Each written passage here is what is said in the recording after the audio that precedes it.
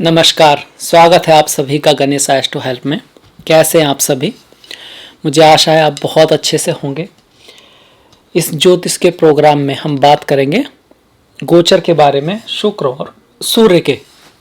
सूर्य हमारे 16 तारीख को अपनी नीच की राशि तुला को छोड़कर वृश्चिक राशि में जा रहे हैं, स्कॉर्पियो में जा रहे हैं, और शुक्र उससे अगले दिन अपने स्वयं की मूल त्रिकोण राशि में जा रहे हैं।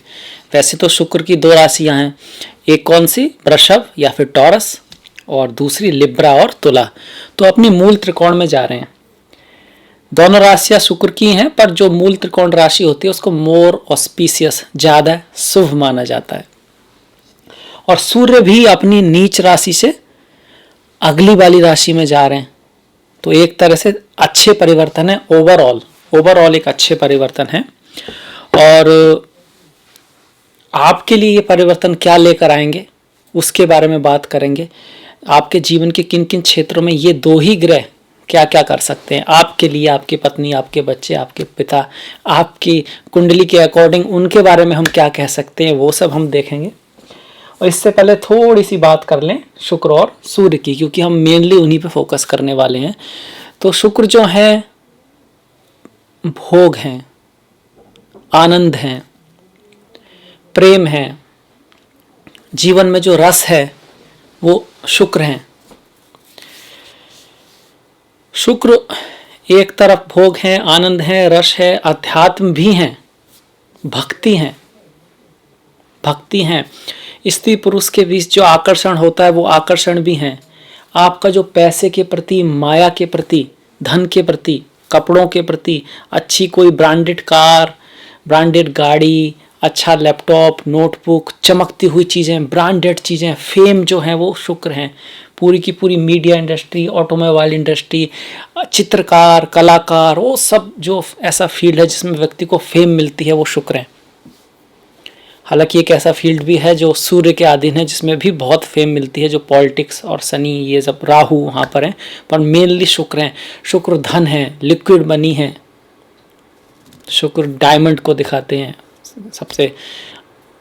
सबसे कीमती रत्नों में से एक जो डायमंड, जो हीरा है, उसको शुक्र दिखाते हैं। एक स्त्री की कुंडली में शुक्र पति को दिखाते हैं, इसके साथ साथ गुरु भी दिखाते हैं। स्त्री की कुंडली में पति को और मंगल भी दिखाते हैं, और पुरुष की कुंडली में विशेषकर शुक्र जो है पत्नी को दिखाते हैं, विशेषकर शुक्र दिखाते हैं। इसके साथ साथ सप्तम का स्वामी दिखाता है, धरा कारक दिखाता है। ठीक इसी तरह स्त्री की कुंडली में भी यही कंडीशन है। इसके बाद हम जल्दी से थोड़ा सा सूर्य के पर आ जाते हैं। सूर्य हमारा ख्याति है, स्टेटस है, यश है, हमारी मर्यादा है।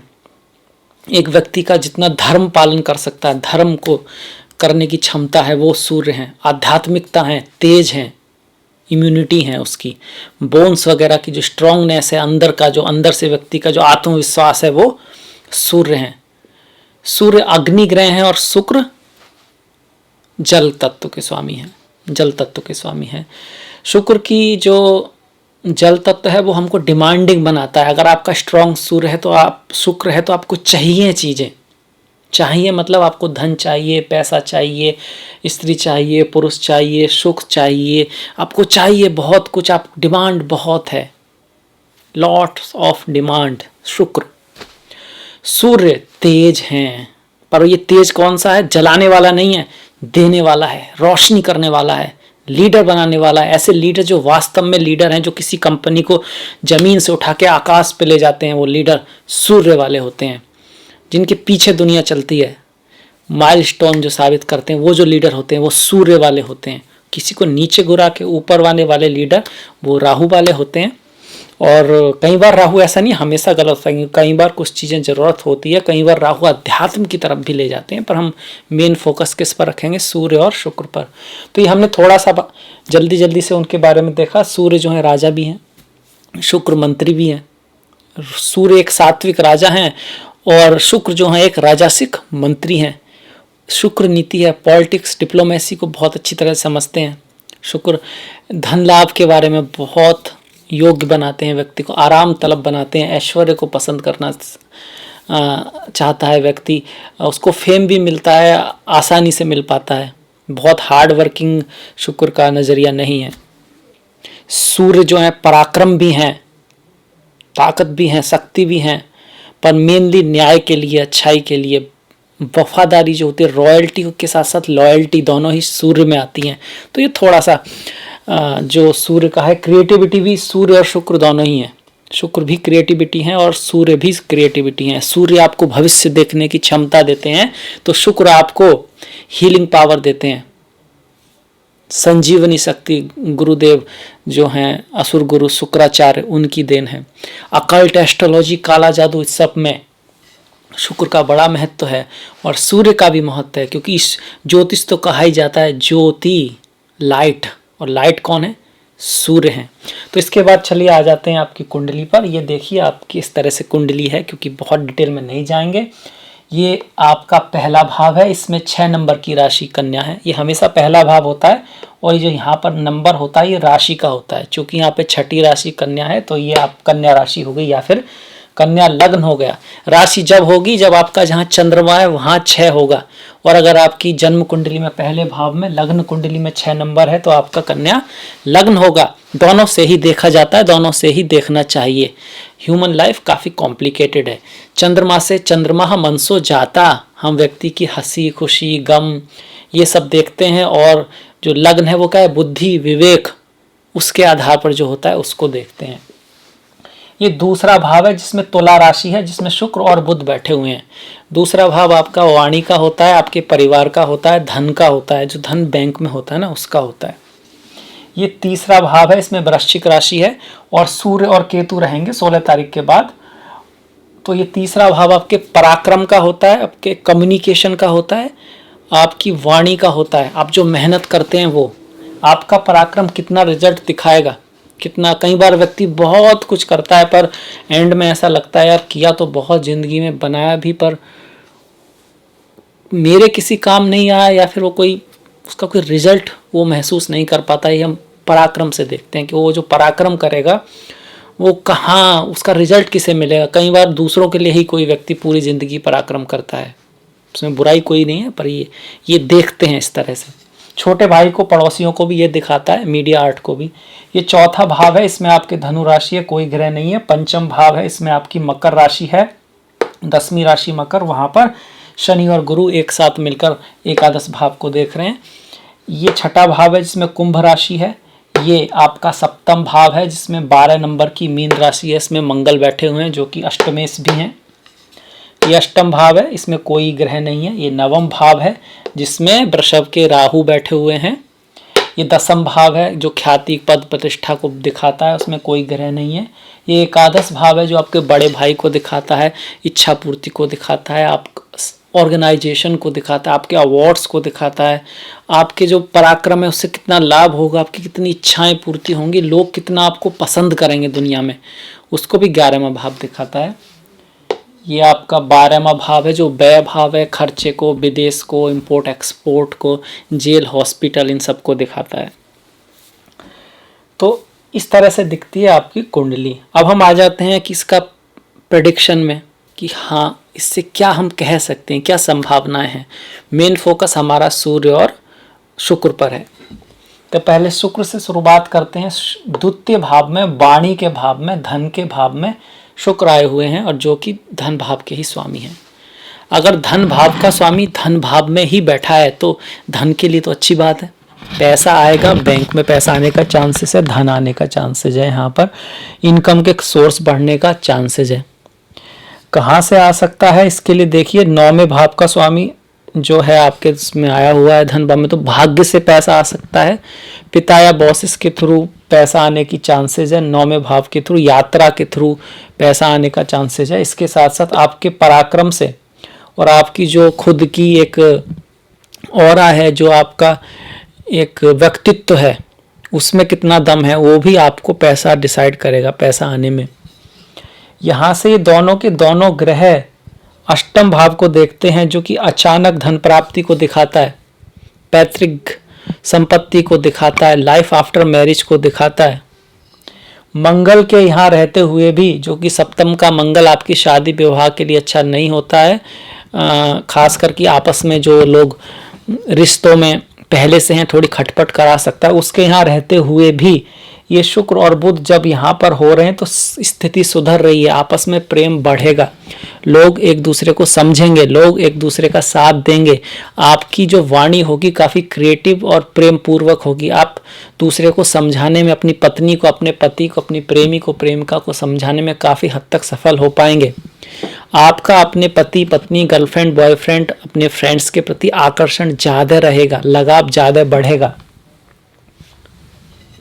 इसके साथ साथ इस योग को हम लक्ष्मी नारायण योग भी कहते हैं, क्योंकि शुक्र जो है माता लक्ष्मी से और विष्णु जी से बुध जुड़े हैं। तो बुध और शुक्र लक्ष्मी नारायण योग, वो भी धन भाव में। तो वाणी के थ्रू अगर आपका कोई काम है ऐसा है जिसमें क्रिएटिविटी की ज़रूरत है, वाणी की ज़रूरत है, बोलने की ज़रूरत है, तो काफ़ी अच्छा रहेगा वो काम जहाँ पर वाणी का महत्व है। आपकी वाणी थोड़ी अच्छी रहेगी। अब हम शुक्र का जो दूसरा भाव है, देखिए एक तो सप्तम भाव के स्वामी है शुक्र, नवम के भी हैं, तो उसकी हमने बात कर ली कि नवम भाव का स्वामी यहाँ पर आया है। तो एक योग और भी बना हुआ है, देखिए लग्न का जो स्वामी है बुध, वो आपके नवम के भाव के साथ बैठा हुआ है और शुक्र अपनी ही राशि में। इसको लक्ष्मी योग जैसी कुछ कुछ सिचुएशन है, धन योग जैसी कुछ सिचुएशन है। तो पैसा आने का कहीं से चांसेज है, कहीं ना कहीं से पैसा आ सकता है, ये बहुत योग बना हुआ है। अब सभी का आएगा, छप्पर फाड़ के आएगा या थोड़ा सा आएगा या बिल्कुल भी ना आ पाएगा, ये डिपेंड करता है कैसी दशा महादशा है, शुक्र और बुध की है या नहीं, आपकी जन्म पत्री में शुक्र बुध की स्थितियां क्या हैं, फिलहाल किस ग्रह की दशा महादशा चल रही है, वो आपकी कुंडली में किस स्थिति में है, उसका शुक्र और बुध से क्या संबंध है। 1-5 मतलब 6-8 का संबंध है, 4-10 का संबंध है, और या 6-8 का संबंध है, ये सब देखना पड़ेगा। 5-9 का संबंध है, 3-11 का संबंध है, ये सब देखकर ही कुछ कहा जा सकता है। अब इस भाव को हम दूसरी चीज़ों के सापेक्ष में देख सकते हैं थोड़ा सा, जैसे कि आपके पिता के लिए ये बहुत ज़्यादा अच्छा टाइम नहीं है। पिता से आपको लाभ हो सकता है, पर खुद पिता के लिए उनके शत्रु उन पे हावी हो सकते हैं। अगर वो किसी झगड़े वगैरह में पड़ते हैं तो उनको प्रॉब्लम आ सकती है, इस बात का ध्यान रखिएगा। और उनके स्वास्थ्य का आप ध्यान रखें, उनसे आपके थोड़े मतभेद भी हो सकते हैं, इस बात को याद रखिएगा। आपके पिता के ऊपर कुछ खर्चा भी आ सकता है, पराक्रम भी आपको करना पड़ सकता है, उनकी सहायता के लिए आपको कुछ आना जाना भी पड़ सकता है, इस तरह की यहाँ पर पूरी संभावनाएं हैं। आपकी माता के लिए अच्छा है, माता अगर काम में है, वर्क में है, तो उनका भी खर्चा तो होगा पर उनको लाभ होगा, उनकी इनकम बढ़ेगी, उनकी कुछ इच्छाएं पूर्ति होंगी, उनको उनके फ्रेंड्स और जो ग्रुप है उससे सपोर्ट मिलेगा। आपके छोटे भाई किसी बड़ी यात्रा पर जा सकते हैं, उनका जो खर्च होगा ऐश आराम पे हो सकता है, वो कुछ सुविधाओं की चीज़ें खरीद सकते हैं और उनके कार्य की उन्नति हो सकती है, ये सब बातें मैं इस ग्रह को, इस भाव को दूसरे भावों के सापेक्ष में देखकर बताना चाहिए। पर ये इतना बड़ा हो जाता है कि कोई भी ज्योतिषी पूरा बताएगा तो घंटों लग जाएंगे। तो मेन चीज़ें ही जिसको आता है बताते हैं, क्योंकि ऐसा जैसे कि नवम भाव है, तो नवम भाव से जब हम गिनती करेंगे तो 1 2 3 4 5 6 छठे भाव में आया तो पिता के लिए हो गया, माता के लिए चतुर्थ भाव से एकादश में आया तो उसके हमने रिजल्ट लिए। इसके साथ साथ हम यहाँ ये भी मिक्स कर सकते हैं कि माता का जब हम देखते हैं तो माता के लिए एकादश का भावी, एकादश में साथ में 10 का स्वामी और सप्तम का स्वामी भी, मतलब माता अगर आपकी कार्य करने वाली हैं तो उनके बिजनेस में उन्नति हो सकती है, उनका कार्य बढ़ सकता है, उनको कार्य में फेम मिल सकता है, उनको किसी लेडी बॉस से, जो उनकी जो बॉस है अगर वो कोई लेडी है तो उसका साथ मिल सकता है, उनके दोस्तों का साथ मिल सकता है। इसी तरह से तृतीय भाव से अगर देखा जाए तो शुक्र और बुध 12वें भाव में है। 12वें भाव का बुध जो है खर्चा कराता है, दूर यात्रा कराता है, ऐश भोग के ऊपर खर्च कराता है, तो उनके लिए, छोटे भाई के लिए, पड़ोसियों के लिए इस तरह के रिजल्ट आएंगे। आपके पड़ोसी वगैरह कहीं घूमने जा सकते हैं, वो अपने चीज़ों पे स्पेंड करेंगे, किसी हॉलीडे वगैरह पे इस पर स्पेंड करेंगे, उनके लिए ये 11वें भाव का स्वामी 12 में आ रहा है तो उनके यहाँ खर्च बढ़ेगा, आपके पड़ोसियों के यहाँ खर्च बढ़ेगा, उनका पैसा कई चीज़ों पे खर्च होगा, इस तरह की यहाँ पे संभावनाएं हैं। अपनी पत्नी के लिए देखा जाए तो अष्टम भाव में शुक्र बुध अच्छा है, उनके आपसे रिलेशनों में सुधार होगा, मिठास आएगा। शादी के बाद के जो रिलेशन होते हैं, जो पति पत्नी के बीच का आकर्षण होता है, या गर्लफ्रेंड बॉयफ्रेंड के जो रिश्ते होते हैं, उनका आप आनंद उठा पाएंगे और वो भी आनंद उठा पाएंगी। मंगल के होते हुए भी कुछ ना कुछ स्थिति सुधरेगी जरूर। इस तरह का यहाँ सिचुएशन बनी हुई है। आपके शत्रुओं से अगर देखा जाए तो 7, 8, 9 शत्रुओं के लिए कोई बहुत ज़्यादा बुरा समय नहीं है। आपके जो शत्रु हैं वो भी कहीं यात्रा वगैरह पे जा सकते हैं और वो आपको कोई नुकसान तो नहीं पहुंचाएंगे, पर उनके भाग्य के लिए ये समय बुरा नहीं है, क्योंकि छठे भाव से नवम भाव में शुक्र और बुध हैं। अब इसके बाद हम थोड़ा सूर्य पे आ जाते हैं, नहीं तो इसी पर ही बहुत बड़ा वो हो पाएगा, लेक्चर हो जाएगा। सूर्य की बात करें तो देखिए, सूर्य जो है अपनी नीच की राशि से अच्छी राशि में आ रहे हैं, बहुत बढ़िया बात है। केतु के साथ हैं, बहुत अच्छा नहीं है। तो एक तो यही है, आपका जो आत्मविश्वास है कम और ज़्यादा होगा। कई बार अपने आप को आप लो फील करेंगे, कई बार बहुत ज़्यादा मोर, मतलब जितना जहाँ ज़रूरत भी नहीं है वहाँ पर अपना कॉन्फिडेंस दिखा देंगे, या कुछ ज़्यादा आक्रामक हो सकते हैं। इस चीज़ का ध्यान रखें, गुस्से का ध्यान रखें। वैसे ही मंगल देख रहे हैं तो आपके अंदर ये इम्पल्सिवनेस हो सकती है, गुस्सा आ सकता है और उससे प्रॉब्लम क्रिएट हो सकती है, क्योंकि मंगल की दृष्टि द्वितीय भाव पर भी है। तो वाणी का भी यहाँ पर ध्यान रखें। मंगल पे मैं ज़्यादा नहीं बताऊंगा, क्योंकि सूर्य हमारा फोकस है। सूर्य का जो है आपके लिए, सूर्य 12वें भाव के स्वामी है और तृतीय भाव में आ रहे हैं, यात्राओं को दिखा रहा है। आपकी, आपके पड़ोसियों की, आपके भाइयों की यात्रा हो सकती है। उन भाइयों के ऊपर, पड़ोसियों के ऊपर, छोटे भाई के ऊपर आपको कोई खर्च करना पड़ सकता है। पैसे का खर्च हो सकता है, फिजिकल खर्च हो सकता है, एनर्जी, बस उनको हो सकता है कोई वो प्रॉब्लम में हो और वो आपको फ़ोन करें और आपको उनसे बहुत ज़्यादा लंबी बात हो, तो उसमें जो आपकी एनर्जी खर्च होगी। पैसा सिर्फ पैसा ही नहीं होता है, वो सारे रिसोर्स आपके, वो सब आपका पैसा है। आपकी आध्यात्मिक एनर्जी, आपकी फिजिकल एनर्जी, आपकी स्पिरिचुअल एनर्जी और पैसा भी, क्योंकि जब ये सब है तब पैसा है ना। ये तो बात की बात है कि ये तो सबसे पहला है, टाइम तो सबसे पहला है। हम कभी कभी उल्टा सोचते हैं, हम सोचते हैं भाई पैसा गया तो गया और ये जा रहा है तो कोई नहीं। और रियलिटी क्या है, जो वास्तव में अमीर बने हैं लोग, उनमें से बहुत हजारों लाखों किताबें अवेलेबल हैं जिन पर उनके रियल स्टेटमेंट अवेलेबल हैं। वो वक्त की कहीं ज़्यादा कदर करते हैं और इससे ही वो बढ़ भी पाते हैं और दूसरों के लिए भी कर पाते हैं। तो ये चीज़ यहाँ से समझने की है कि एनर्जी काफ़ी खर्च होगी आपकी। यात्राएं बढ़ेंगी और यात्राओं में बहुत ज़्यादा सुख मिलने वाला नहीं है। छोटी मोटी यात्राएं फालतू की हो सकती हैं, हालांकि पराक्रम रहेगा, पराक्रम रहेगा, विजय प्राप्ति की संभावनाएं है किसी छोटी मोटी चीज़ों पर छोटे भाई से रिलेशनों में खटास भी आ सकता है। सूर्य और केतु तीसरे भाव में है। अब छोटा भाई या छोटी बहन दोनों ही हो सकता है। जब भी मैं कहता हूँ वो नॉर्मली लड़का लड़की दोनों के लिए ही होता है, पर जो दोनों के लिए बताएं तो वीडियो लंबा होता है, तो आप इस तरह से समझें प्लीज। सूर्य और केतु का यहाँ नवम भाव पर दृष्टि, जहाँ पर राहु है, तो पिता के साथ खासा, पिता और बॉस उनके साथ विशेष ध्यान रखें। रिलेशनशिप में मिसअंडरस्टैंडिंग हो सकती है और फिर वो आपके लिए प्रॉब्लम भी क्रिएट कर सकती है। नवम भाव में राहु भाग्य के लिए बहुत विशेष नहीं माने गए, ना ही ख्याति और पदोन्नति के लिए। तो धन की संभावना है, पर नवम के राहु यहाँ पर पद वगैरह, बॉस, इन सब का ध्यान रखना है। हालांकि हमारा टॉपिक राहु नहीं है तो हम डाइवर्ट नहीं होंगे, हम सूर्य और इसकी ही बात करेंगे। सूर्य आपके माता के भाव से 12 में है और माता का स्वास्थ्य का ध्यान रखें, माता के स्वास्थ्य का ध्यान रखें। उनकी नींद हो सकता है बहुत ज़्यादा अच्छी ना हो, उनको सोने में परेशानी आ सकती है। पिता और माता के बीच में झगड़ा हो सकता है, दूरी आ सकती है, तो आप सहायता करें ताकि उनका रिश्ता आपस में बना रहे। आपका ये जॉब है, आपकी ये धर्म है, आपका ये कर्म है कि आपके माता पिता एक दूसरे को समझें। एक दूसरे को समझेंगे तो काफ़ी हद तक चीज़ें दूर होंगी। नॉर्मली लोग जब दूर जाते हैं तो कारण बहुत बार ये होता है कि हम दूसरे की गलती तो देखते हैं, अपनी नहीं देखते हैं, और जब देखें कि हाँ मेरे में भी कमियां हैं, उसमें भी कमियां हैं, तो इससे फिर एक दूसरे के प्रति थोड़ा प्रेम और सहानुभूति बढ़ती है।